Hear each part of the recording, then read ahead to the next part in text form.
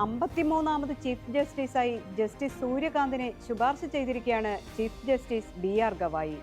ജീവിതത്തിലെ എല്ലാ ഘട്ടങ്ങളിലും പോരാട്ടങ്ങളിലൂടെ കടന്നു വന്നയാളാണ് ജസ്റ്റിസ് സൂര്യകാന്ത്. മറ്റുള്ളവരുടെ കഷ്ടപ്പാടുകളും വേദനകളും മനസ്സിലാക്കാൻ അതുകൊണ്ട് തന്നെ അദ്ദേഹത്തിന് എളുപ്പത്തിൽ സാധിക്കുമെന്നാണ് ചീഫ് ജസ്റ്റിസ് ഗവായി ജസ്റ്റിസ് സൂര്യകാന്തിനെ കുറിച്ച് പറഞ്ഞത്.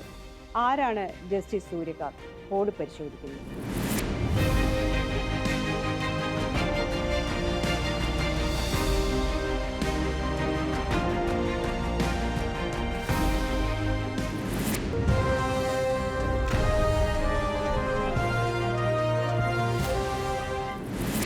ഹരിയാനയിലെ ഹിസാറിനടുത്തുള്ള ഒരു ചെറിയ ഗ്രാമത്തിലെ സാധാരണ കർഷക കുടുംബത്തിലാണ് 1962 ഫെബ്രുവരി 10 ജസ്റ്റിസ് സൂര്യകാന്ത് ജനിച്ചത്.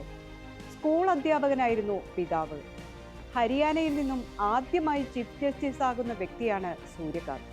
38ാം വയസ്സിൽ ഏറ്റവും പ്രായം കുറഞ്ഞ അഡ്വക്കേറ്റ് ജനറലായി.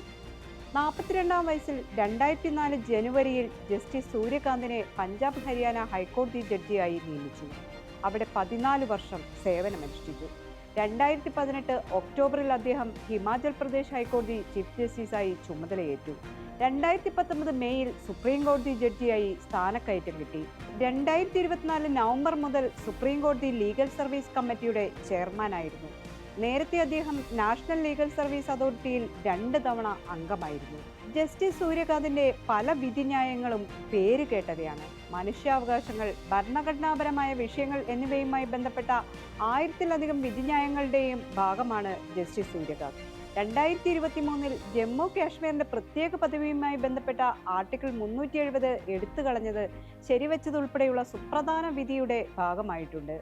2027 ഫെബ്രുവരി 9 വിരമിക്കുന്ന സൂര്യകാന്തിന് ഏകദേശം 14 മാസത്തെ കാലാവധിയുണ്ടാകും.